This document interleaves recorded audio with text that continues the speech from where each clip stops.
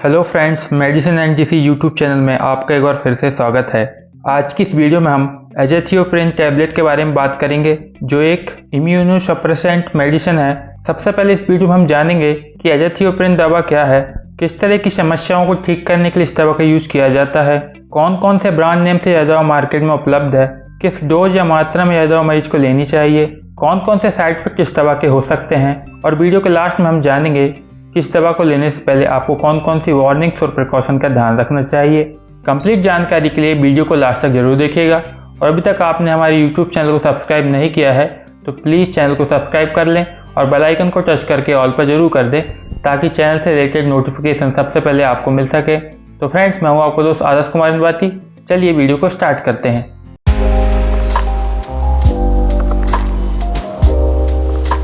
सबसे पहले जान लेते हैं कि एज़ाथियोप्रिन दवा क्या है। तो एज़ाथियोप्रिन एक इम्यूनोसप्रेसेंट और एंटी इन्फ्लेमेटरी मेडिसिन है, जो इम्यून सिस्टम को सप्रेस करने का काम करती है, यानी कम करने का काम करती है। सबसे पहले जान लेते हैं कि इम्यून सिस्टम क्या है। इम्यून सिस्टम हमारे शरीर का एक डिफेंस सिस्टम है, जो बाहरी हानिकारक तत्व जैसे बैक्टीरिया, वायरस और फंगस से बचाता है और इन्फेक्शन और बीमारियों को ठीक करने में मदद करता है। कई बार इम्यून सिस्टम हाइपर एक्टिव हो जाता है और बाहरी हानिकारक तत्वों के साथ साथ हमारी खुद की बॉडी की सेल्स को खत्म करने लगता है। उस समय इम्यून सिस्टम को सप्रेस करने के लिए यह दवा मरीज को दी जाती है। और इसके अलावा ऑर्गन ट्रांसप्लांट के दौरान इम्यून सिस्टम ऑर्गन को एक्सेप्ट करने में परेशानी पैदा करता है, तब भी यह दवा मरीज को दी जाती है। यह दवा इम्यून सिस्टम के एक्शन को कम करने का काम करती है और ट्रांसप्लांटेड ऑर्गन के रिजेक्शन को प्रिवेंट करने का काम करती है। इसके अलावा यह दवा इन्फ्लेमेशन के लिए रिस्पॉन्सिबल केमिकल मैसेंजर के एक्शन को ब्लॉक करने का काम करती है और जॉइंट्स में होने वाली कई सूजन की समस्याओं से आराम पहुंचाती है।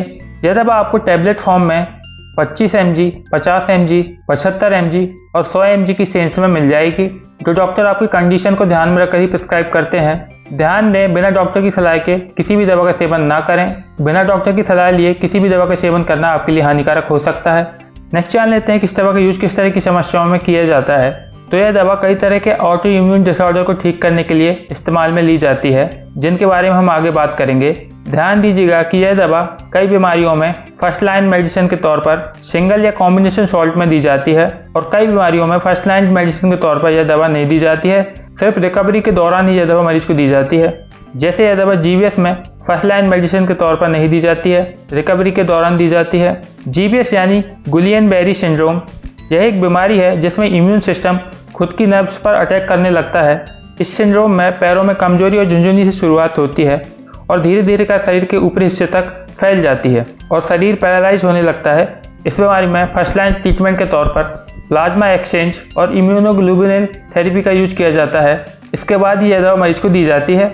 इसके अलावा इस दवा का यूज पेम्फिगस में भी इस्तेमाल किया जाता है, जो कि एक rare auto immune skin disorder है, जो स्किन और म्यूकोस मेम्ब्रेन पर फ्रेजाइल ब्लिस्टर और सैलो अल्सर का कारण बनता है। इसमें ब्लिस्टर आसानी से खुल जाते हैं और मुंह, नाक, गले और जेनिटल्स को अफेक्ट कर सकते हैं। इस बीमारी में भी यह दवा मरीज को दी जाती है। इसके अलावा यूमेटॉइड आर्थराइटिस, जो जोड़ों से जुड़ा एक क्रोनिक इन्फ्लेमेटरी डिसऑर्डर है, इस बीमारी में भी यह दवा मरीज को दी जाती है। इसके अलावा ल्यूपस एरिथेमेटोसस, यह एक बीमारी है जिसमें इम्यून सिस्टम खुद की बॉडी के टिश्यूज पर अटैक करने लगता है। Lupus skin, liver, blood cell, brain, heart और लंग्स को अफेक्ट करता है। इसके लक्षण अलग अलग हो सकते हैं, लेकिन इसके सिम्टम्स में थकान, जोड़ों में दर्द, दाने आना, बुखार आना शामिल है, जो समय समय पर बद से बदतर हो सकते हैं और ठीक भी हो सकते हैं। इस बीमारी में भी यह दवा मरीज को दी जाती है। इसके अलावा सार्कोइडोसिस, यह एक ऐसी बीमारी है जिसमें शरीर के विभिन्न अंगों में सूजन वाली सेल्स का असामान्य रूप से जमाव हो जाता है, जो आमतौर पर फेफड़ों और लिम्फ नोड्स को अफेक्ट करता है। इस बीमारी में भी यह दवा मरीज को दी जाती है। साथ ही यह दवा एटोपिक डर्मेटाइटिस में भी मरीज को दी जाती है। इस बीमारी में स्किन पर खुजली और सूजन हो जाती है। यह बीमारी बचपन से ही विकसित हो जाती है और यह बीमारी उन लोगों में ज्यादा देखने को मिलती है जिनके परिवार में इस बीमारी से जुड़ी कोई हिस्ट्री रही हो। इसके सिम्टम्स में आपको स्किन पर दाने हो जाना, जो आमतौर पर बाहों और घुटनों के पीछे दिखाई देते हैं और शरीर के बाकी हिस्सों में भी हो सकते हैं। इस समस्या में भी यह दवा मरीज को दी जाती है। इसके अलावा इन्फ्लेमेटरी बोवल डिसीज, जिसमें क्रॉन्स डिसीज और अल्सरेटिव कोलाइटिस जैसी बीमारियां शामिल हैं, इन समस्याओं में भी यह दवा मरीज को दी जाती है। इसके अलावा मल्टीपल स्क्लेरोसिस, इस बीमारी में इम्यून सिस्टम नर्व्स की प्रोटेक्टिव कवरिंग को डैमेज करने लगता है, जिसके कारण ब्रेन और बॉडी के बीच कम्युनिकेशन में प्रॉब्लम होती है। इसके सिम्टम्स में विजन लॉस, पेन, लिम्स में कमजोरी, थकान जैसे सिम्टम्स नजर आते हैं। इस बीमारी में सिम्टम्स की सीवियरिटी लोगों के हिसाब से अलग अलग हो सकती है, किसी में ज़्यादा सीवियर, किसी में कम। इस समस्या में भी यह दवा मरीज को दी जाती है। इसके अलावा ऑर्गन ट्रांसप्लांट में ऑर्गन्स के रिजेक्शन को प्रिवेंट करने के लिए इस दवा का यूज किया जाता है।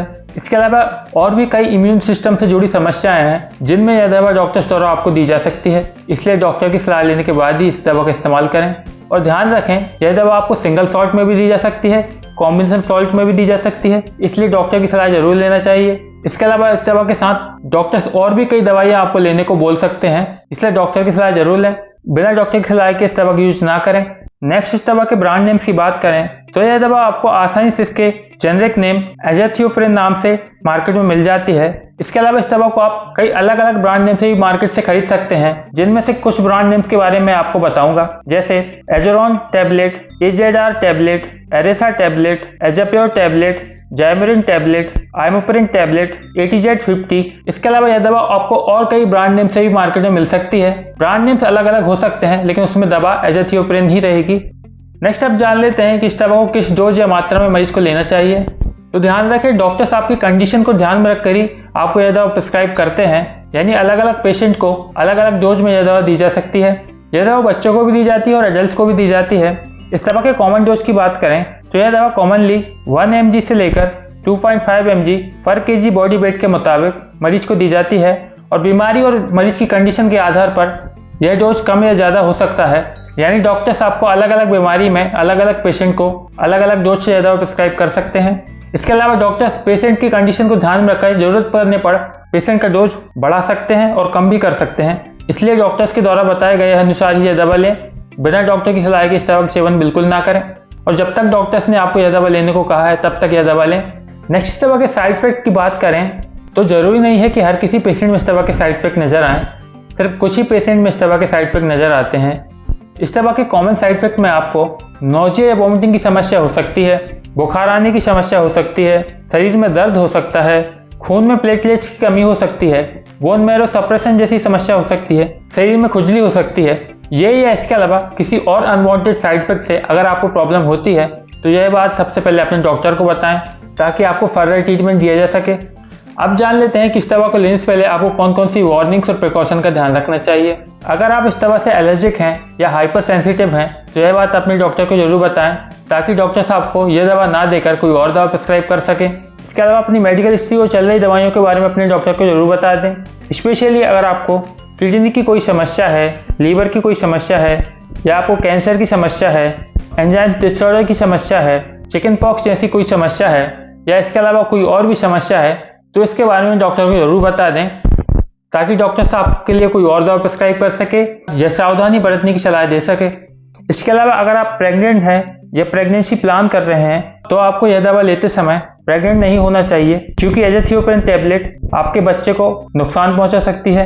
इस बारे में और ज़्यादा जानकारी के लिए आप डॉक्टर से सलाह ले सकते हैं। इसके अलावा ब्रेस्ट फीडिंग मदर को भी यह दवा लेने से या इस दवा को लेने के दौरान बच्चे को दूध पिलाने से पहले डॉक्टर की सलाह जरूर ले लें, ताकि कोई समस्या खड़ी ना हो सके। इसके अलावा सबसे जरूरी बात का ध्यान रखें, किसी भी दवा का सेवन बिना डॉक्टर की सलाह के बिल्कुल भी ना करें। ऐसा करना आपके लिए बहुत ज़्यादा हानिकारक हो सकता है।